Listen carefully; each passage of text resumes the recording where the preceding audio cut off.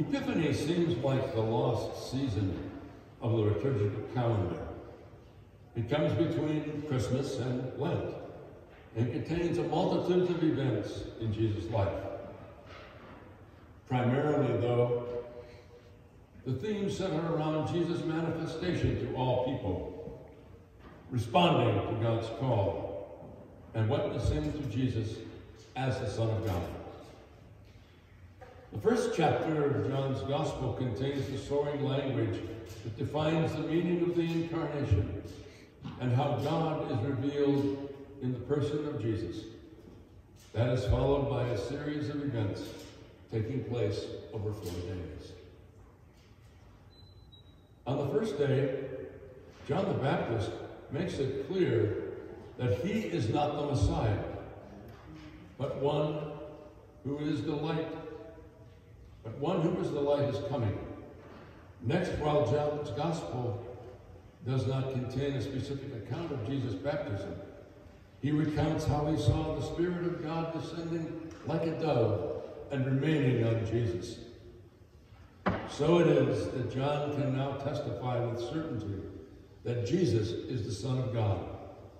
And then, on the third day, John was standing with his disciples as Jesus passes by. And John declares, "Look, behold the Lamb of God. I told you he was coming." With that, 2 of John's disciples follow Jesus. The Greek word used suggests more than just going to the same place, but in the sense of a commitment to discipleship. Now, the gospel focuses on Jesus, who turns to the 2 men and asks, "What are you looking for?" For the gospel writer, this is a question that goes to the heart of the impulse to turn to God. The men, one of whom is Andrew, asked where Jesus is staying, and Jesus answered, "Come and see." The men remained with Jesus all afternoon.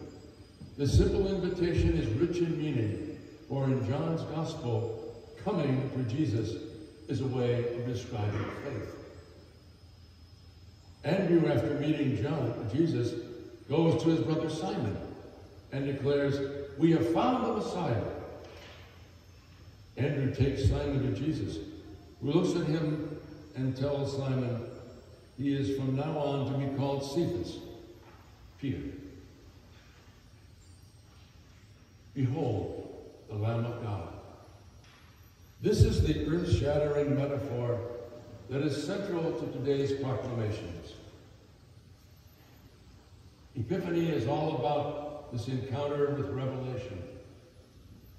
God desires to be known, not simply perceived within the experience of a beautiful sunset, discovered through a microscope, or found in tablets of stone.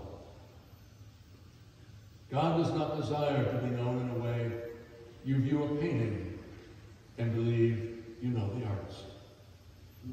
Rather, it is the heart of God that we seek to know through faith.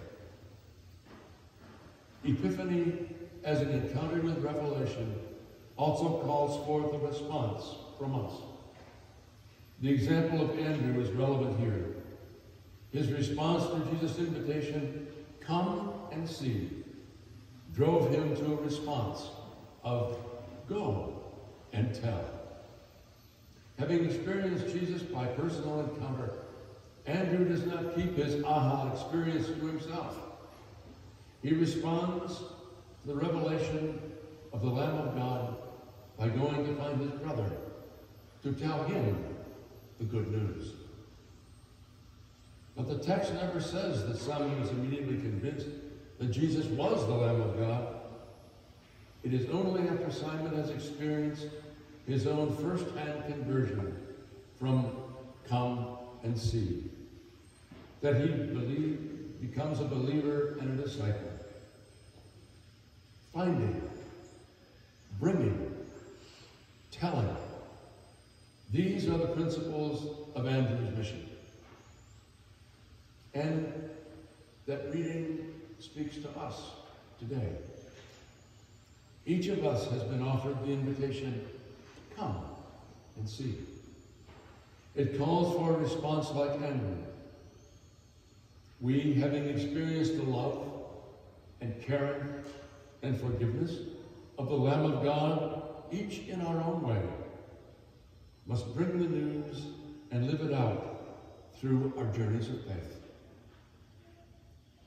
Jesus invited all to come and see.